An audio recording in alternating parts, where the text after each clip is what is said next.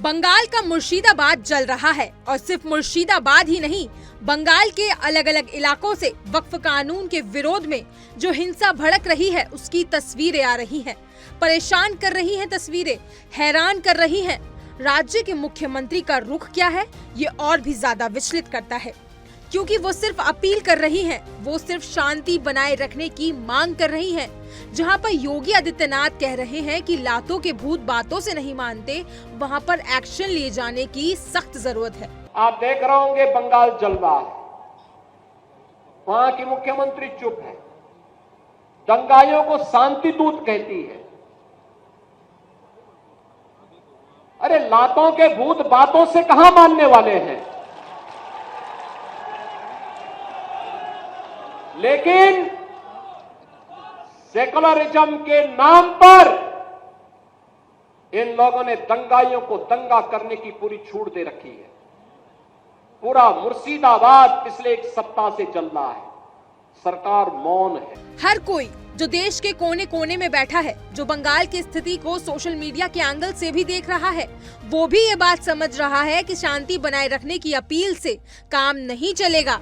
लेकिन उसके बावजूद ममता बनर्जी फॉर्मेलिटी पूरी करने के लिए ये सारी चीजें कर रही हैं।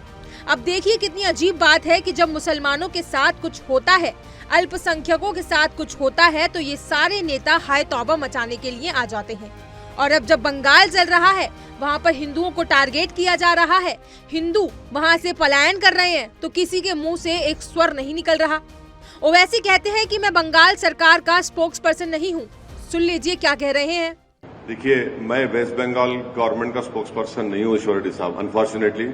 नहीं, मैं किसी गवर्नमेंट का भी स्पोक्स पर्सन नहीं हूँ।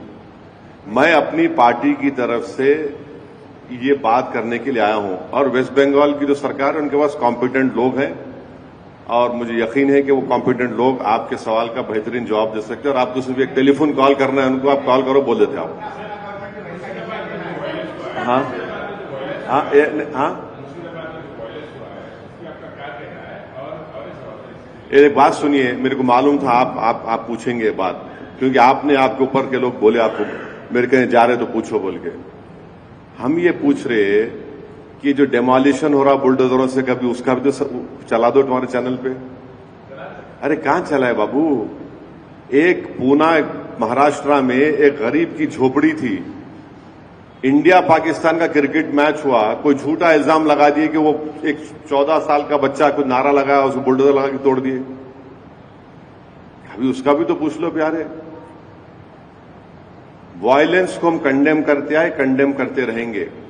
मैं अभी आपको बोला कि प्रोटेस्ट होना मगर पीसफुल होना, किसी भी किस्म का वायलेंस जो होगा वो कंडेमनेबल है। वायलेंस नहीं होना चाहिए, पीसफुल प्रोटेस्ट होना चाहिए। इसके अलावा अब जो हाल फिलहाल में अखिलेश यादव ने बयान दिया है, जिसमें उन्होंने कह दिया कि हम ममता बनर्जी के साथ हैं, मतलब राजनीति से तर थोड़ी बहुत सी भी जो मानवता होती है ना, वो शायद इन नेताओं में खत्म हो गई है।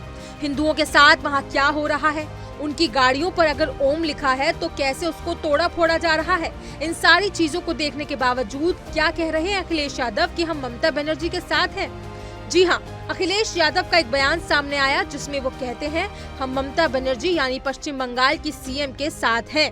बंगाल में जो ये दंगा या हिंसा हो रही है वो बीजेपी करा रही है।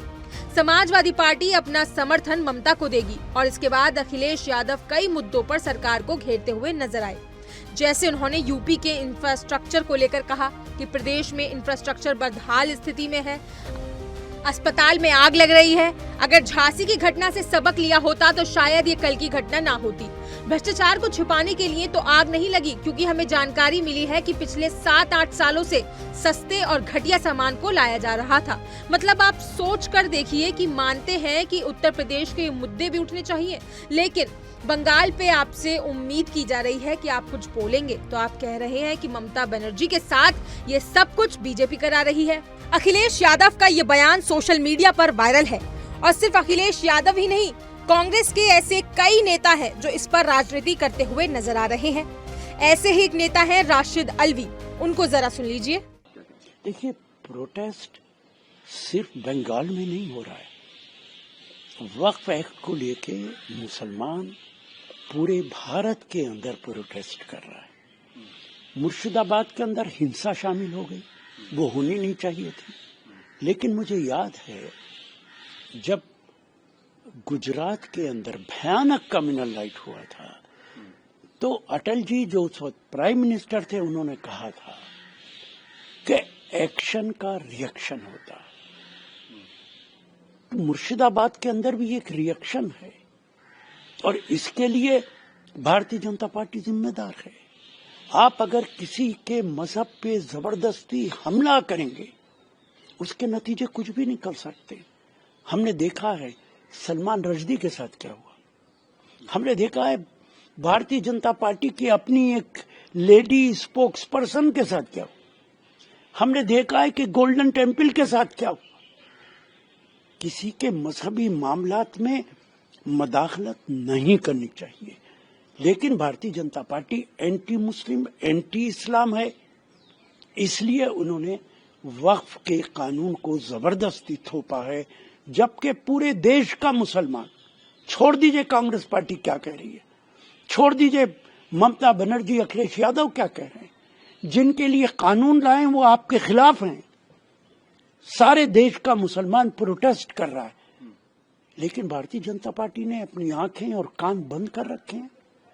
एक तरफ नारा देते हो सबका साथ सबका विश्वास, क्या ये सबका विश्वास जीतने का तरीका है? तो देखा आपने किस तरीके से विपक्षी दल के नेता एकजुट होकर इसमें भी बीजेपी की कमी निकाल रही है और हिंदुओं के साथ जो अमानवीय व्यवहार बंगाल में हो रहा है उस पर आंख मूंद कर बैठ गए हैं।